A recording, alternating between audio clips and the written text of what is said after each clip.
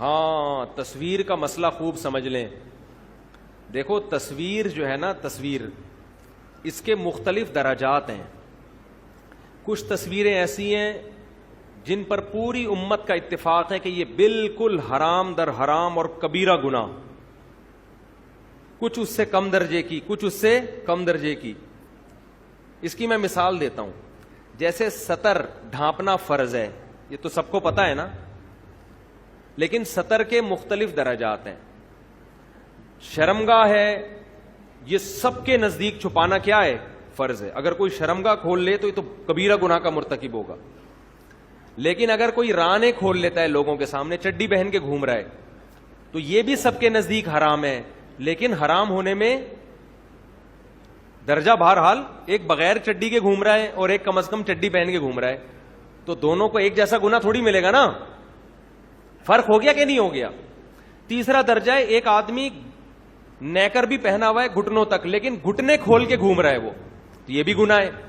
لیکن اس کا گناہ کیا ہے؟ کم، کیونکہ اس میں فقہا میں اختلاف ہے. امام ابو حنیفہ کے نزدیک گھٹنا سطر میں داخل ہے، امام شافعی کے نزدیک گھٹنا سطر میں داخل نہیں ہے.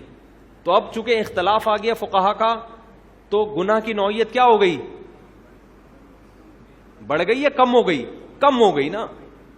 ناف جو ہے، ناف اس سے نیچے کا ایریا تو سب کے نزدیک کھولنا حرام ہے. ناف بھی سطر میں داخل ہے یا نہیں ہے؟ تو امام ابو حنیفہ کے نزدیک سطر میں داخل نہیں ہے، امام شافعی کے نزدیک سطر میں داخل ہے. تو ناف اور گھٹنے کیا ہو گئے؟ اب اختلافی ہو گئے نا. اور مثال سے بات سمجھاتا ہوں. دیکھو ہم جو گوشت کھاتے ہیں ان میں کچھ گوشت ایسے ہیں جو حرام ہیں، لیکن ان کے بھی درجات ہیں.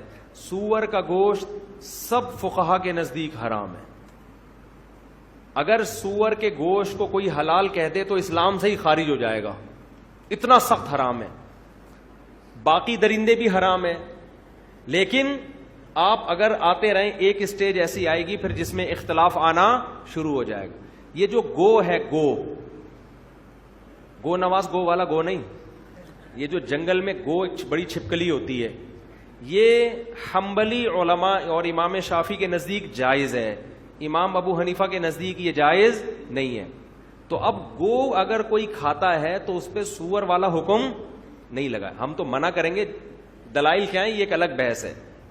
لیکن کھائے گا تو ہم اس پہ وہ فتویٰ نہیں لگائیں گے جو کس پہ لگا رہے ہیں، جو کتے بلی کھانے والوں پہ فتویٰ لگا رہے ہیں ہم. اسی طرح سمندر کی امام ابو حنیفہ کے نزدیک صرف مچھلی حلال ہے، مچھلی کے علاوہ کوئی بھی چیز سمندر کی امام ابو حنیفہ کے نزدیک جائز نہیں ہے. اس کے دلائل کیا ہیں وہ میں کلپ ریکارڈ کروا چکا ہوں.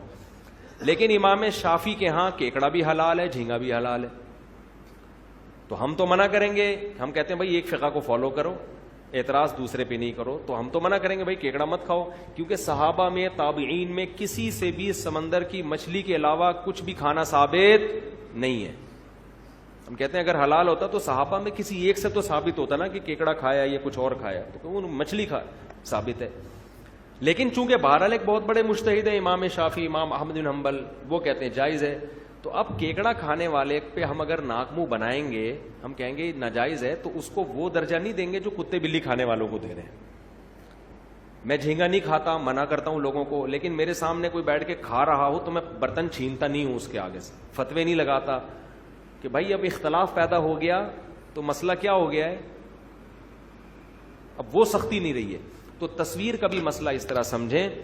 تصویر کا ایک درجہ وہ ہے جو تمام فقہا کے نزدیک کبیرہ گناہ اور حرام ہے، وہ ہے مجسمے سازی.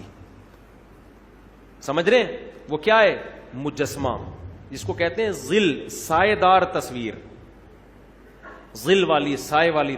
جیسے آپ نے یہ بوتیک وغیرہ میں دیکھا ہے نا، انسانوں کے مجسمے ہوتے ہیں جن کا چہرہ واضح ہو، تو یہ کبیرہ گناہ ہے. اس لیے میں دکان والوں سے کہتا ہوں یار بغیر چہرے کے مجسمے کھڑے کر دو نا، چہرہ نہ بناؤ، تصویر میں اصل میں چہرہ ہے. تو یہ سب سے حرام ہے، اس پر بڑی شدید وعیدیں ہیں. آپ نے اگر بزنس کرنا ہے، مجسمہ کھڑا کرنا ہے، اس کے چہرے کے نقوش کو واضح نہ کریں. ویسے بھی چہرہ دکھا کے کرنا کیا ہے، آپ نے کچھ بھی لا کے رکھ دیں اس کے کھوپڑی کے اوپر، سمجھتے ہو؟ تو یہ سب سے زیادہ کیا ہے؟ حرام ہے. البتہ اس میں بچیوں کے کھیلنے کے لیے جو گڑیا ہوتی ہے وہ بھی ہے تو مجسمہ، لیکن اس میں فقہا کا اختلاف ہے. بعض فقہا کہتے ہیں کہ بچی کے لیے گڑیا سے کھیلنا جائز ہے، امام ابو حنیفہ کے نزدیک وہ بھی جائز نہیں ہے. سمجھتے ہو؟ اب اگر کوئی بچی کے لیے گڑیا خرید کے لائے گا تو ہم اس کو ناجائز کہیں گے، لیکن اس پہ وہ فتویٰ نہیں لگائیں گے جو ایک آدمی نے اپنی شاپ پہ مجسمے رکھے ہوئے ہیں. کیونکہ بچی کی گڑیا میں کیا ہو گیا؟ اختلاف ہو گیا نا. میری بچی کے پاس بھی گڑیا ہے، لیکن ہم نے کیا کیا، اس گڑیا کے منہ پہ کپڑا لپیٹ دیا اس کو نا، وہ تاکہ تصویر اس کی غائب ہو جائے. تو وہ بچوں کو تھوڑی سے، وہ بچے پھر بھی بچیوں کو گڑیا سے بڑی دلچسپی ہوتی ہے. تو اس میں ہم نے گڑیا خریدی اور دکان والے کو میں نے بتا دیا کہ میں گڑیا تو خرید رہا ہوں لیکن اس کا منہ میں چھپا دوں گا، کہیں وہ ایسا نہ ہو کہ وہ بولے کہ ادھر بیان تو کہتے ہیں تصویر حرام ہے، ادھر بچوں کے لیے گڑیا خرید رہے ہیں. تو اس کو میں نے بتا دیا، تو پروپیگنڈے کا دور ہے نا. تو اس کے منہ پہ ہم نے وہ کپڑا چڑھا دیا، اس کا منہ مارکیٹ سے کیا ہو گیا، بچی اسی کو لے کے گھوم رہی ہوتی ہے. بچیاں تو بڑی پیاری ہوتی ہیں چھوٹی، اس کو کھلا رہی ہیں پلا رہی ہیں، بچیاں گھر کی رونق ہوتی ہیں. خیر، تو اب کیا ہے، لیکن اگر کوئی ویسے بھی گڑیا رکھ لیتا ہے تو اس پہ وہ فتویٰ بہرحال نہیں لگایا جائے گا. تو پہلا درجہ تصویر کا کیا ہو گیا، بت بنانا یا یہ مجسمے بنانا. دوسرا درجہ ہے ہاتھ سے دیوار پہ یا کاغذ پہ یا کپڑے پہ جاندار کے چہرے کی تصویر بنانا ہاتھ سے. سمجھ رہے ہیں؟ بعض فقہا اس کے جواز کے قائل ہیں، لیکن جمہور فقہا اس کو بھی کیا کہتے ہیں، حرام. اور حرام ہونے کے دلائل بہت واضح ہیں. بخاری مسلم کی واضح احادیث ہیں کہ جس نے تصویر بنائی، من اشد الناس عذابا یوم القیامہ، قیامت کے دن سخت ترین عذاب ہوگا اس کو. اور اللہ کہے گا اس میں جان بھی ڈالو، جو تم نے بنایا ہے نا، اس کو انسان بناؤ. تو اپنے ہاتھ سے پینٹنگ کر کے جانور کے چہرے کی تصویر یا انسان کے چہرے کی تصویر بنانا بھی گناہ کبیرہ ہے.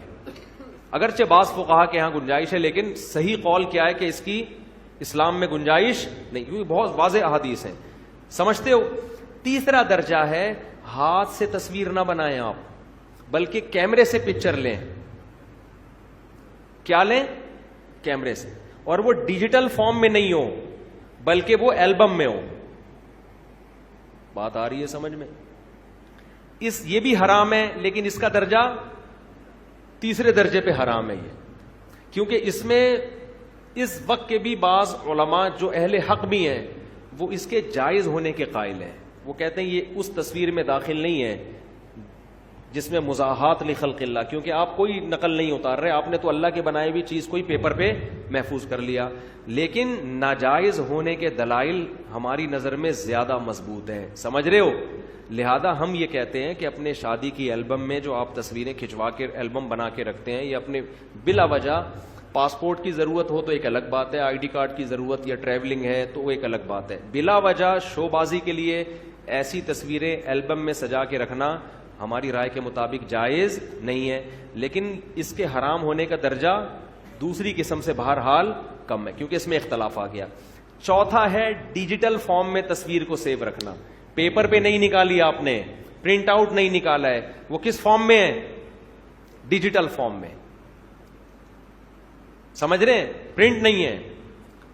اس میں بہت سارے علماء اس کے جائز ہونے کے قائل ہیں، اگرچہ بہت سے اس کو بھی ناجائز کہتے ہیں، لیکن ہمارا جو رجحان ہے وہ اس کے جائز ہونے کی طرف ہے. اس کے دلائل کیا ہیں اس پر میں بہت پہلے کلپ ریکارڈ کروا چکا ہوں.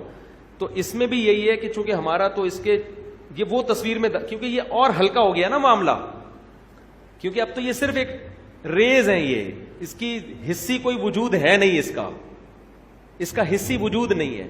اور جو تصویر سازی میں خرابیاں تھیں وہ بھی اس میں نہیں ہے.